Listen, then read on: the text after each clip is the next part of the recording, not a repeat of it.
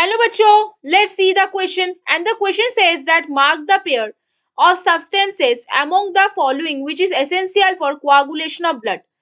Option A heparin and calcium ion, option B calcium ion and platelet factors, option C oxalate and citrate, option D platelet factors and heparin.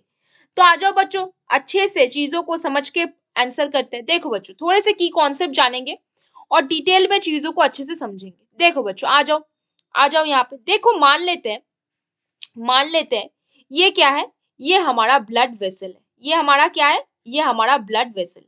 ये हमारा क्या है, blood vessel. अब मानो यहाँ पे हमारा क्या हुआ है, यहाँ पे हमारा कोई टिश्यू में डैमेज हुआ है, ठीक है, ब्लड वेसल में डैमेज हुआ है। तो ब्लड वेसल में जब डैमेज होएगा तब पहले पहले हमारे पास इधर कौन आएंगे, पहले हमारे पास इधर जो आएंगे वो आएंगे हमारे प्लेटलेट्स भैया। कौन आएंगे, हमारे प्लेटलेट्स भैया। ये जो प्लेटलेट्स भैया होते हैं वो कैसे होते हैं, वो स्टिकी नेचर्स के होते हैं, स्टिकी नेचर्स के होते हैं, स्टिकी नेचर होता है उनका और बहुत ज्यादा इरेगुलर बाउंड्री शो करते हैं, इरेगुलर बाउंड्री शो करते हैं वो। एज बिकॉज वो इरेगुलर बाउंड्री शो करते हैं, स्टिकी नेचर्स के होते हैं, तो ये क्लॉटिंग कराता है। क्या कराता है, क्लॉटिंग कराता है। लेकिन ये जो क्लॉटिंग है, ये जो क्लॉटिंग है, ये आपका कैसा क्लॉटिंग है, ये आपका टेम्पोररी क्लॉटिंग है। आपका कैसा क्लॉटिंग है, ये आपके टेम्पोररी क्लॉटिंग है। लेकिन आपको क्या चाहिए, आपको चाहिए परमानेंट क्लॉटिंग। आपको क्या चाहिए, परमानेंट क्लॉटिंग। तो देखो परमानेंट क्लॉटिंग में हमें क्या पता है, जो हेपरिन होता है वो एंटी कोआगुलेंट होता है। अभी जब हेपरिन हमारे ब्लड वेसल में थोड़ा सा डैमेज होने के पास हेपरिन एनवायरमेंट पे आ गया तो वो क्या हुआ, हेपरिन ऑक्सीडाइज्ड हो गया। हेपरिन गेट्स ऑक्सीडाइज्ड, हेपरिन क्या हुआ, ऑक्सीडाइज्ड हो गया। हेपरिन क्या हो गया, हेपरिन का हेपरिन ऑक्सीडाइज्ड हो गया।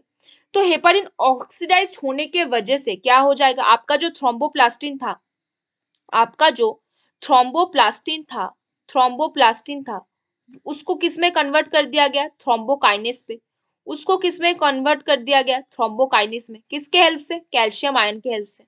अब ये जो थ्रोम्बोकाइनेस है, ये थ्रोम्बोकाइनेस क्या करेगा, प्रोथ्रोम्बिन को, ये जो थ्रोम्बोकाइनेस है, ये जो थ्रोम्बोकाइनेस है, ये प्रोथ्रोम्बिन को किस में कन्वर्ट करा देगा, थ्रोम्बिन पे। ये थ्रोम्बोकाइनेस प्रोथ्रोम्बिन को किस में कन्वर्ट करा देगा, थ्रोम्बिन पे। किसके हेल्प से, थ्रोम्बोकाइनेस के हेल्प से। अब ये जो फिब्रिनोजेन है, ये जो फिब्रिनोजेन है, ये किस पे कन्वर्ट हो जाएगा, फिब्रिनोजेन किस पे कन्वर्ट होएगा, फिब्रिन पे।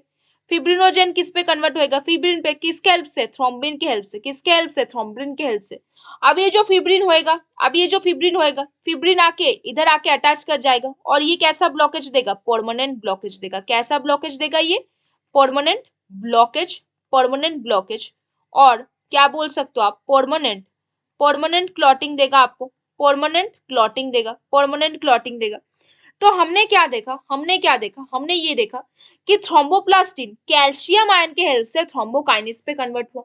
उसी थ्रोम्बोकाइनेस के हेल्प से प्रोथ्रोम्बिन थ्रोम्बिन पे चेंज हुआ।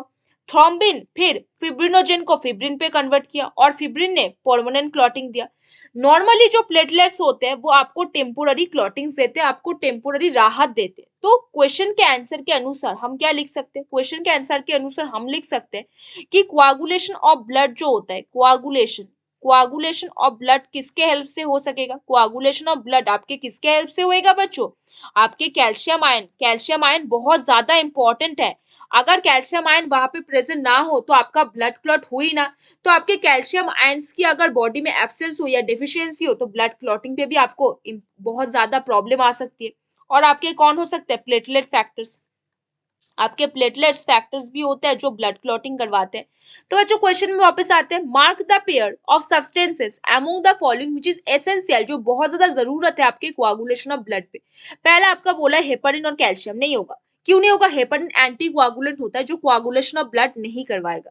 तो ऑप्शन ए तो नहीं हुआ। ऑप्शन में है calcium ion and platelet factors, ये तो होगा, हमने यहाँ पे नोट पे बोला है तो इसको एक टिक मार्क करो। फिर बोले ऑक्सैलेट एंड सिट्रेट, नहीं, यहाँ पे ऑक्सैलेट और सिट्रेट का कोई काम नहीं है तो इसको क्रॉस कर दो। फिर बोला प्लेटलेट फैक्टर्स और हेपरिन, हेपरिन तो एंटी कोआगुलेंट होते हैं, ब्लड को क्लॉट नहीं करवाएगा। तो यहाँ पे कौन सा आंसर हो गया बच्चों, बताओ, ऑप्शन बी। कौन सा होगा बच्चों, बता दो। Mark the pair of substance among the following which is essential for coagulation of blood, कौन होगा, option B calcium ion and platelet factors will be the correct answer over है। तो बच्चों hope you understand the question very well. Best of luck बच्चों।